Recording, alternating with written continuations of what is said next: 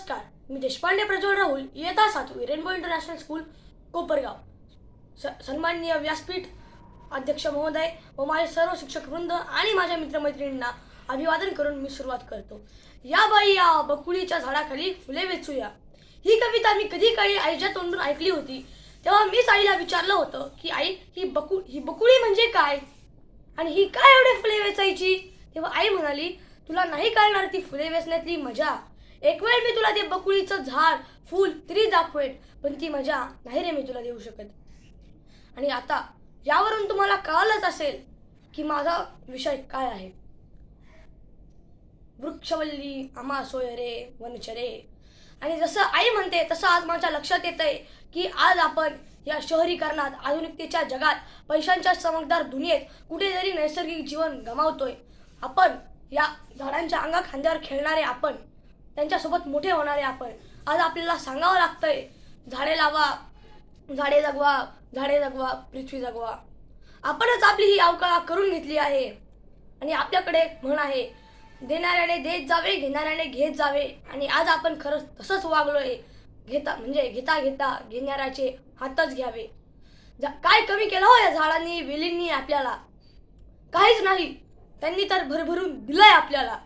झाडे आपल्याला काय देतात या प्रश्नाचे उत्तर आपण अगदी पहिली दुसरीत असल्यापासून लिहितो, वाचतो, सांगतो.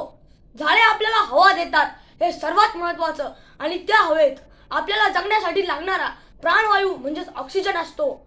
हे सर्वांनाच माहीत आहे. कोरोनामुळे आपण सगळेच खळबळून जागे झालो आहोत असं वाटतं, पण खरंच का? प्रत्येकाने स्वतःलाच हा प्रश्न विचारून पाहावा. एक झाड 7 माणसांना एक दिवस पुरेल एवढा ऑक्सिजन तयार करतो, असा काहीसा निष्कर्ष शास्त्रज्ञांनी काढला होता. म्हणून निदान स्वतःच्या जीवासाठी तरी माणसाने एक झाड लावलं पाहिजे. नाहीतर त्या एका जाहिरातीत दाखवल्याप्रमाणे पुढच्या पिढीला पैसे देऊन ऑक्सिजन सिलेंडर्स स्कूल बॅग प्रमाणे पाठीवर घेऊन जगावं लागेल. विचारही करवत नाही इतकं भयावह आहे हे. आणि याही पुढे जाऊन झाडं जमिनीची धूप थांबवतात, पाणी अडवतात, सर्व जीवसृष्टी जगवतात असं म्हटलं तर वावड ठरणार नाही.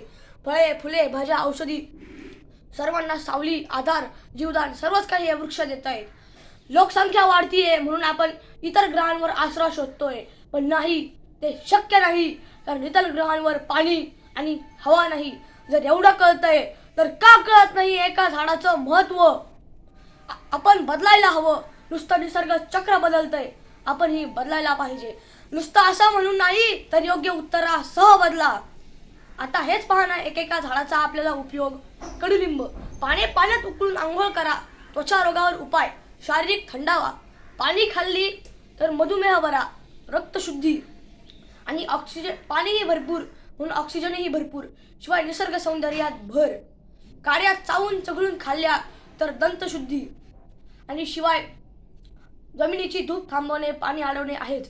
शिवाय पाडव्यासारख्या सणाला याच्याच फुलांची चटणी, गुढीला बांधायला याचा ढगळा. आंबा तर पहा, झाडही डेरेदार, नेत्र सुख देते आणि शुभप्रसंगी घराला याचंच तोरण. कारण आंब्याची पाने तोडल्यावरही 3 दिवस ऑक्सिजन बाहेर टाकतात. आणि मेहंदी तर पहा, पानांची अगदी पावडर झाल्यावर सुद्धा आपल्या हातांचं सौंदर्य वाढवते. आणि आता ही यादी न संपणारी आहे. आणि आता वाचाल तर वाचाल असं म्हणण्याऐवजी आता असं म्हणावं असं वाटतंय की एक झाड लावलं तरी वाचाल. आणि आज या स्पर्धेनिमित्त आपण एक प्रतिज्ञा करू.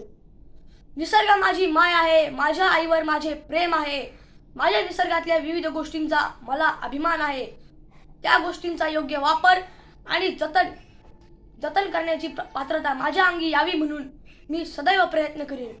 माझा निसर्ग आणि निसर्गदत्त देणग्या यांचा मी मान ठेवीन आणि सर्वांचा योग्य पद्धतीने सांभाळ करीन. माझा निसर्ग आणि निसर्गदत्त देणग्या यांच्याशी निष्ठा राखण्याची मी प्रतिज्ञा करत आहे.